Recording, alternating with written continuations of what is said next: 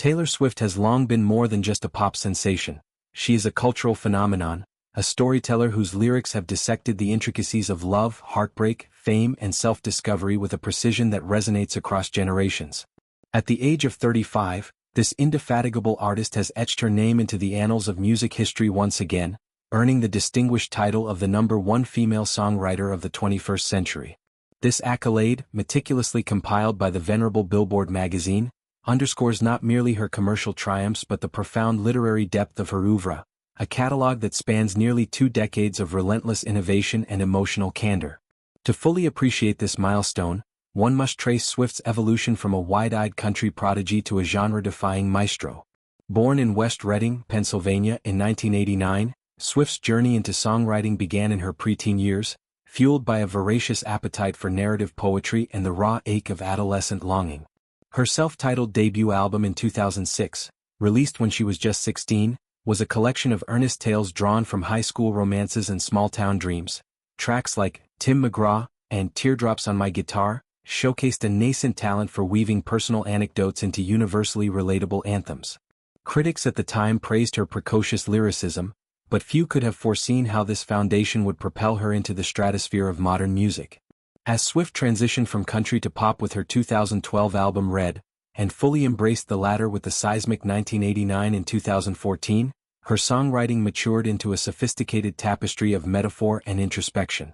Songs like All Too Well, the now legendary 10-minute opus from the re-recorded Red, Taylor's version, exemplify her mastery. Clocking in at over 5,000 words in its extended form, it rivals the emotional heft of a novella, chronicling the minutiae of a doomed relationship. The stolen scarf, the autumn leaves, the lingering scent of cologne, with a forensic detail that leaves listeners gutted. This track alone has become a touchstone for Swifties, her devoted fanbase, who dissect its layers in online forums, podcasts, and academic theses. It's no exaggeration to say that All Too Well has inspired a subculture of literary analysis, with scholars at universities like Stanford and New York University incorporating it into courses on feminist rhetoric and narrative structure. Billboard's ranking, which places Swift at the pinnacle among female songwriters, is a testament to the breadth of her influence. The list, drawn from metrics including chart performance, critical acclaim, and cultural impact, positions her ahead of titans like Adele, whose soul-bearing ballads have defined a decade, and Beyoncé, whose poetic explorations of black womanhood in albums like Lemonade are unparalleled. Yet Swift's edge lies in her prolificacy, over 250 songs credited to her pen across 10 original studio albums, plus re-recordings and side projects. Albums like Folklore and Evermore, conceived and composed in the isolation of the 2020 pandemic, represent a pinnacle of her artistry. Penned in a mere 3 months, these sibling records delve into fictional vignettes of love and loss, drawing from literary influences as diverse as The Great Gatsby and Wuthering Heights. Cardigan, Invisible String, and Willow are not just hits.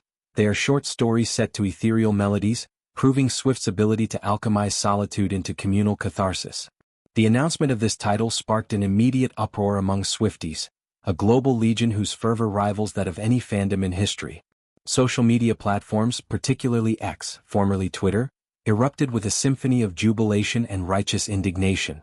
One vocal fan encapsulated the collective disbelief. Drake? A better writer than Taylor?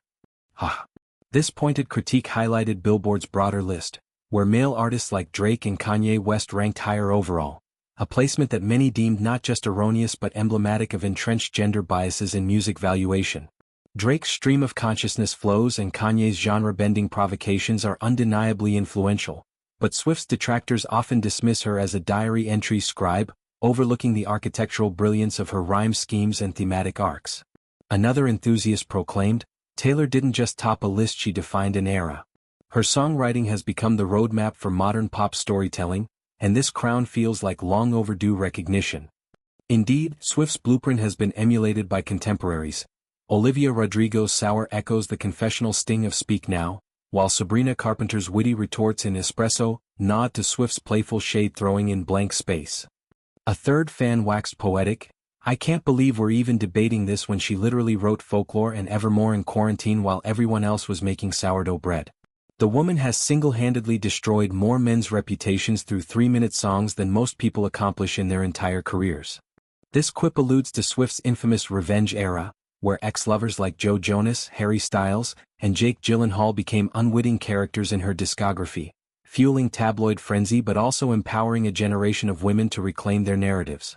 One admirer declared, "From heartbreak anthems to stadium bangers, Taylor's pen has shaped the soundtrack of the century, capturing the versatility that has seen her dominate every format: country radio, pop charts, indie folk streams, and even global tours grossing over $1 billion.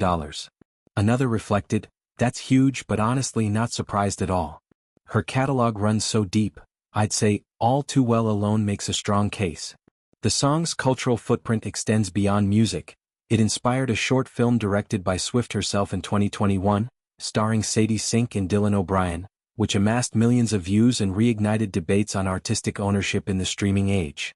Swift's recent nomination for the Songwriters Hall of Fame class of 2026 further cements her stature. This honor, shared with luminaries like Questlove and Timbaland, recognizes lifetime achievement in composition, a fitting capstone for an artist who has battled industry gatekeepers, from Spotify feuds to Scooter Braun's acquisition of her masters. Her re-recording project, Birthing Fearless, Taylor's Version, through 1989, Taylor's Version, isn't just commerce, it's a manifesto on artistic sovereignty, with each vault track unveiling untold stories from her past.